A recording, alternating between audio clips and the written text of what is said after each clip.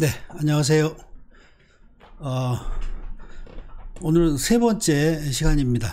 2024 절세설계 컨설팅 정관 지금 두 번째 강의를 등록했고요.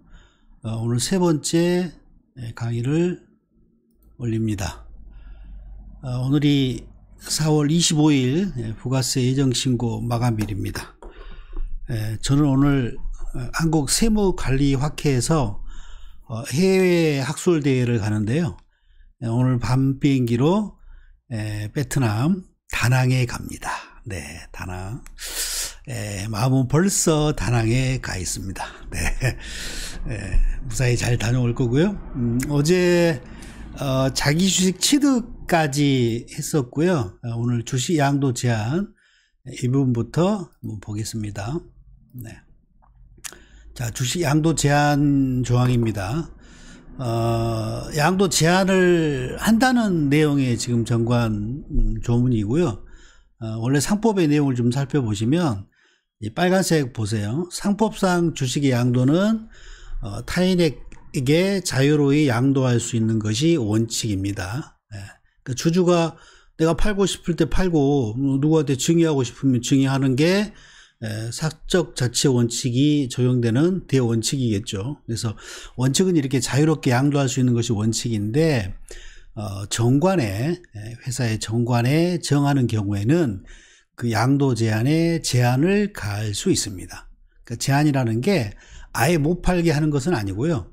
팔 때는 허락받지 않고 자기 마음대로 자기 의지에 따라서 파는 게 원칙인데 이사회 승인을 받도록 정관에 정할 수 있습니다. 그러면 해당 주주가 주식을 양도하고자 할 때는 회사의 이사회의 승인을 받도록 할 수 있는 거죠. 그래서 이게 이제 진단 내용 보시면 현재 회사의 정관에는 주식 양도 제한 규정이 없다. 양도 제한 내용을 규정할지 여부에 대한 의사결정이 필요하다 해서 양도 제한을 정관에 기재할지 아니면 그냥 자유롭게 원칙대로 자유롭게 사고 팔기 할지 그 내용이 의사결정이 필요한 거고요. 이제 이 부분이 회사에 이런 내용이 필요한지 여부를 진단하고 확인하고 하지 않고 내가 가지고 있는 샘플에다가 회사 이름만 바꿔 가지고 그렇게 우리가 컨설팅을 수행하게 되면 이게 들어가 있는 상태가 돼 버릴 수 있죠. 근데 사실 이제 회사에서는 그런 제한 규정이 있는지도 모르고 뭐 이렇게 실제 이제 자치법규 내용과 이제 실무가 이제 따로 노는 그런 상황이 연출될 수 있기 때문에 이게 필요한 조항인지 여부를 확인하고 기재할지 여부를 판단하면 될 것 같아요. 예를 들면 명의수탁된 주식이 있다거나 이제 그러면 그 수탁자가 승인을 받고 이제 팔게 하는 뭐 그런 어떤 구속력 이런 관리 차원에서 어떤 그런 의미가 있어서는 있을 테고 그렇지 않고 다 리얼 주주고 뭐 이런 상황이라 그러면 오히려 양도 제한 규정이 있으면 회사한테 승인해야 되고 승인 청구를 해야 되고 회사는 또 승인 통지 또 해줘야 되고 이런 불편한 조항이 될 수가 있겠죠. 네, 그럴 때는 굳이 이제 필요가 없겠죠. 이 부분을 확인하시고 설계를 하시면 될 것 같고요. 그래서 양도 제한 규정에 대한 상법 있는 경우에 이제 내용을 보면 일단은 양도 제한 규정이 있다고 그러면 회사의 승인을 받아야 되고요. 그리고 이제 승인을 받지 않고 양도를 했더라도 이건 회사에 대응할 수 없는 부분이지 당사자 간의 매매 계약 자체는 효력이 있습니다. 그래서 승인받지 않을 때도 이제 그런 거고 이제 승인을 회사가 안 해주는 경우라도 이거를 이제 제한을 할 수 있는 거지, 사고 팔게 하는 거 원칙적인 그 제한을 가할 수는 없기 때문에 만약 회사가 양도를 거부한다고 그러면 해당 주주는 회사한테 매수 청구권을 행사할 수 있습니다. 그 회사는 의무적으로 사줘야 되고요. 그런 내용으로 구성이 되어 있습니다. 이거는 주식까지 산정 방법은 패스합니다. 유튜브에서 강의하기엔 조금 적절하지 않은 내용입니다. 패스.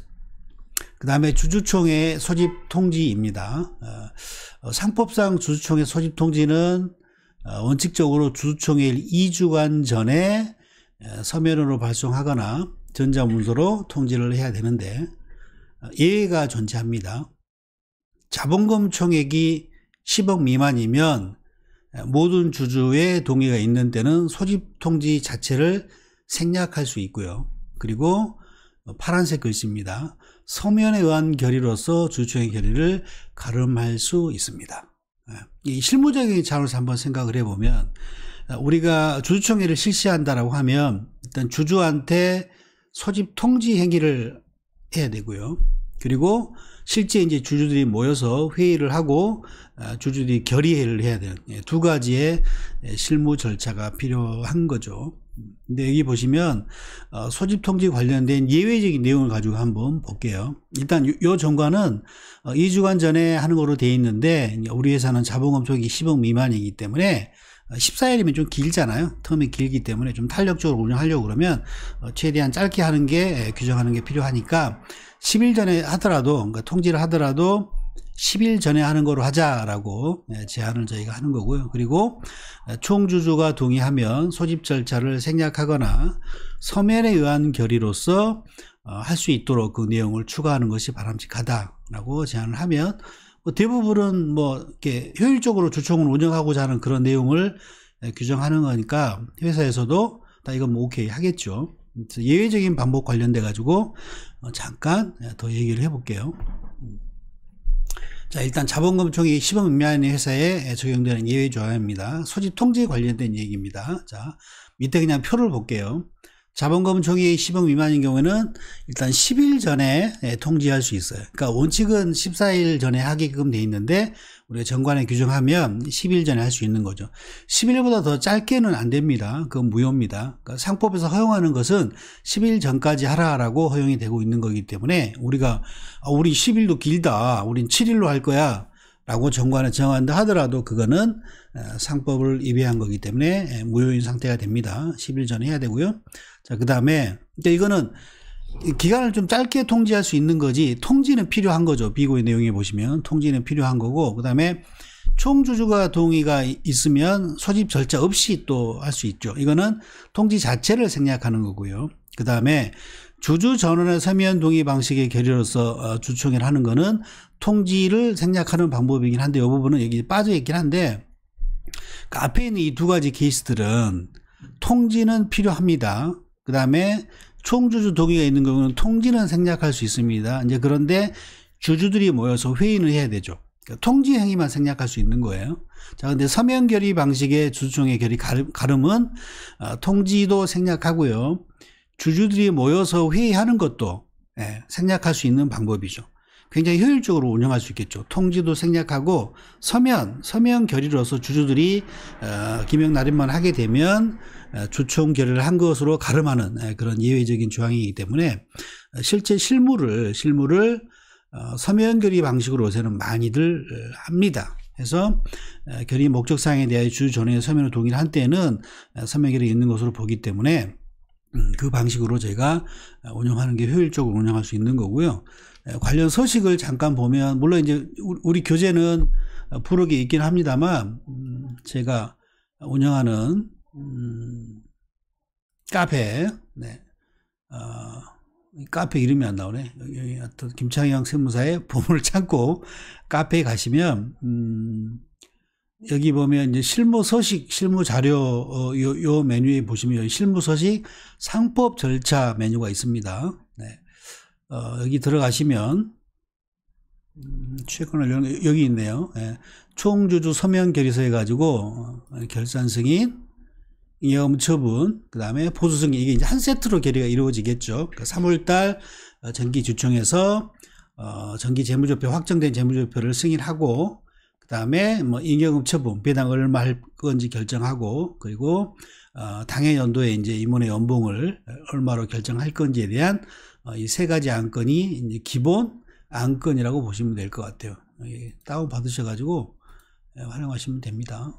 이게 주주 전원의 서면 결의서입니다.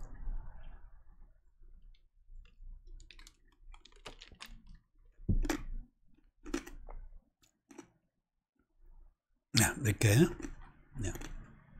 주주 전원의 서면 결의서 해가지고 소집 통지를 생략하고 주총의 결의 가름하는 거예요. 가름하는 겁니다. 서면 결의서가 를 가지고 사인만 받으면 자 1호 재무제표 승인, 그다음에 2호 이해금 처분, 배당 얼마를 할 건지 결정하는 거죠. 네.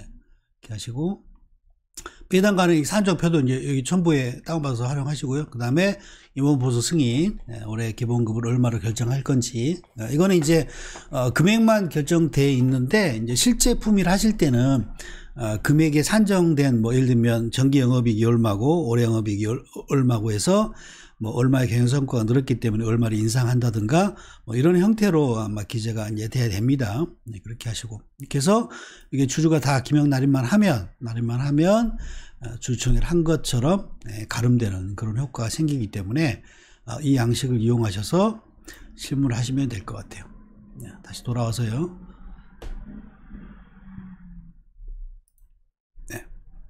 예외적으로 인정되는 방법, 통지를 생략할 수 있는 방법이 이게 번거롭잖아요. 뭐 통지하에 내고 또 우편 보내고 이렇게 번거롭기 때문에 생략하는 방법으로 하되 보다 더 효율적인 방법을 하려고 그러면 서면 결의 방식이 좋다.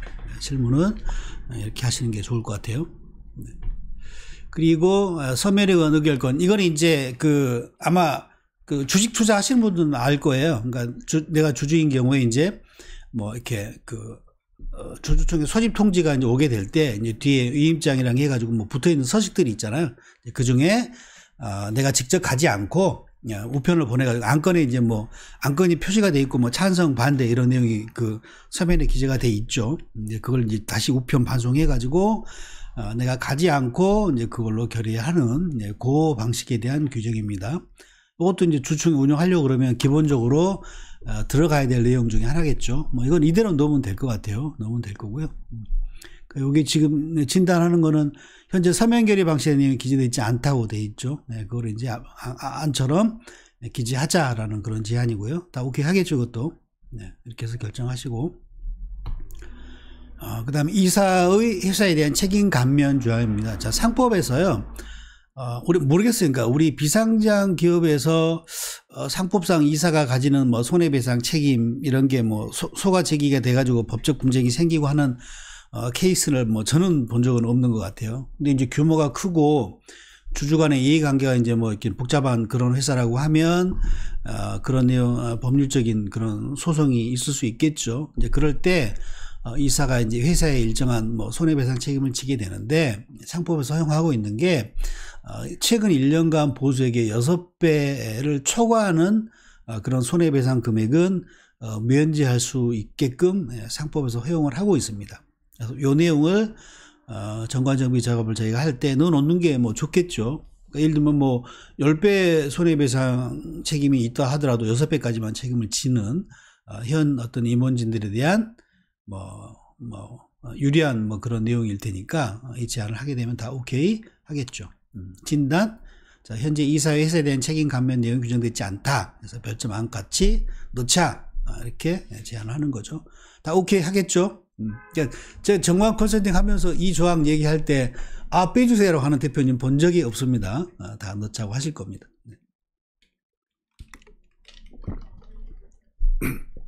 죄송합니다. 네. 그 다음에 이사회 소집 통지입니다. 자, 상법에 있는 내용을 보시면 자, 이사회를 소집하면은 회의를 정하고 그 1주간 전에 통지를 해야 되는 게 원칙입니다. 감사 있으면 감사한테도 통지합니다. 이사 감사한테 통지.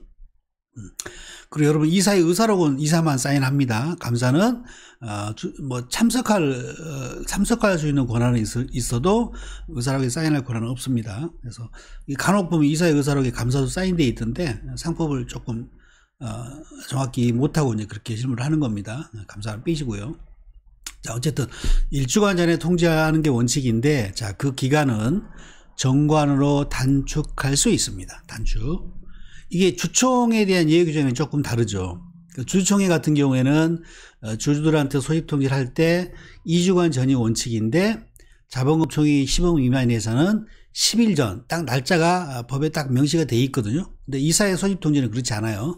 정관으로 단축할 수 있습니다. 라고만 돼 있습니다. 그러니까 이제 우리가 그러면 며칠로 단축할 거냐에 대한 의사결정이 필요한 거죠. 저는 통상 뭐 7일은 너무 길잖아요. 이게 이사회 구성돼 있고 만약에 주주총까지 해야 되는 그런 상황이라고 그러면 이사회 소집통지 1주간 전에 하고요. 이사회 하고요. 주주들한테 또 2주 소집통지 기간 주고 2주간 전에 소집통지하고 주주총회 하고 또 의사랑 만들고 뭐 공증받고 뭐 이러다 보면 뭐 거의 뭐 한 달여가 소요될 수도 있는 거죠. 그래서 이제 탄력적으로 하는 게 필요하니까 좀 짧게 정하는 게 좋다. 저는 3일 전 정도를 한다는 거죠. 그러니까 단축할 수 있다라고만 상법에 돼 있기 때문에 며칠까지 단축하냐 이거는 이제 좀 그 실무적인 그런 상황을 고려를 해야 되겠죠. 예를 들면 뭐 2시간 전에 통지한다라고 하면 물리적으로 이건 문제가 있겠죠. 그러니까 모든 이사가 통지를 받고 참석할 수 있는 어떤 그런 정도의 물리적인 기간 정도는 주는 게 맞다고 보고요.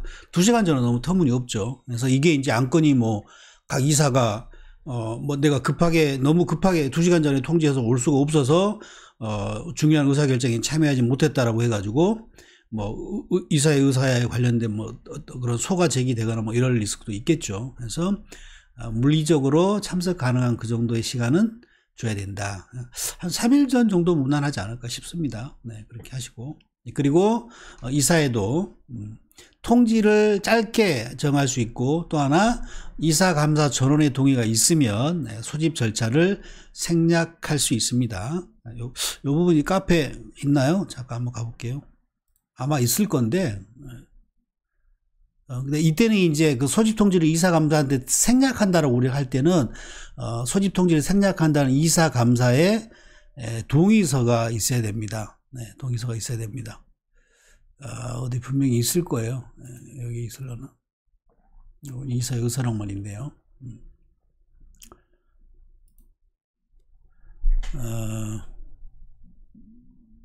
여기 보면 있겠네요. 여기 보면, 잠깐만요. 이게 왜 없지? 네, 분명히 있을 텐데. 총주 서명결의서고, 아까 중간배당 여기 있으려나요? 여기 있네, 여기도 있네요. 하여튼, 다른 데 분명히 있을 거예요, 나중에. 그러니까, 여기서 검색 메뉴에서 한번 쳐보시면 이사의 의사록 치면 나올 겁니다. 여기 보면, 이사 감사의 동의서에서 소집 절차 생략한다는 그 파일입니다. 실무에서 요거 활용하시면 되고요. 네. 이렇게, 언제, 그러니까 이 날짜는 이사회, 그러니까 이건 소집 통지를 생략하는 겁니다. 그러니까 이사들이 모여서 회의하는 건 생략할 수 없어요. 어떤 형태든 통지를 짧게 하고 통지를 생략할 수 있어도 이사들이 모여서 회의하는 요거는 생략할 수 없습니다. 주총회는 이거 좀 다르죠. 그러니까 주총회는 서명 결의로서 주총회를 가름할 수 있는 그런 절차가 있는데 이사회는 어떤 경우도 이사들이 모여서 이사회 구성되어 있다 그러면 모여서 회의는 하셔야 됩니다. 이거는 소집 통지를 생략하는 이사감사의 동의서입니다. 그래서 요 날짜를 정할 때는 이제 실제 이사는 모여서 회의하는 날 그 날짜로 정하면 되겠죠. 이사들이 모여서 소집 통지를 생략했다는 그 서식을 관리하시면 될 것 같아요. 이렇게 요거는 이제 이사감사 동의서는 감사까지 다 동의를 해야 되니까 감사 들어가야 됩니다. 그리고 이사의 의사록에는 이사만 들어가면 되고요. 관련 서식 한번 찾아보시고. 그리고 여러분 카페 운영하실 때 어떤 서식 같은 걸 찾을 때 보면 요 검색 메뉴 여기다가 치시면 돼요. 그래서 뭐 했는데 없어요 라고 뭐 질문하고 그러지 마세요. 바빠요, 저. 이사회 의사록 딱 쳐보면 관련 내용들이 쭉 다 이렇게 뜹니다. 그래서 여기서 찾아서 활용하시면 됩니다. 네. 다시 돌아가겠습니다. 네. 그래서 이렇게, 이 안처럼 이렇게 하시면 될 것 같아요. 네. 그래서 탄력적인 이사회 운영을 위해서, 그러니까 현재 1주간 전으로 되어 있는데, 탄력적으로 운영하기 위해서 1주간 전이 아닌 짧은 기간으로 정하는 게 좋겠다. 해서 3일 전으로 또 소집 통지도 생략한다는 그 내용도 변경하는 게 좋겠다라고 제안하시면 됩니다. 그리고 이 퀴즈. 이게, 제가 또 이걸 오늘 정관을 마무리하려고 했는데, 한 번 더 찍어야 될 것 같아요. 한 번 더 찍어서. 자, 요거 퀴즈 내고 오늘 마무리할게요. 다음 강의 할 때까지 요 답을 찾아 놓으세요. 자, 이게 2024년 임원의 보수 지급 현황입니다. 자, 기본급을 4억을 지급을 했고요. 상여금을 1억을 지급을 했고요.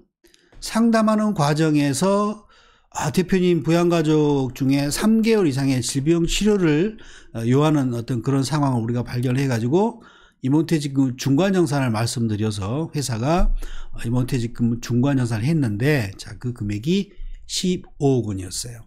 15억 원. 자, 퀴즈가 뭐냐면요. 자, 24년 임원 보수로 지급받은 금액이 얼마입니까가 퀴즈입니다. 네, 고민해 보시고요. 이건 다음 시간에 답과 임원 보수의 의미에 대해서 한번 생각해 보도록 하겠습니다. 자, 2024년 전설적인 컨설팅, 앞으로 강의는 계속됩니다. 수고하셨습니다.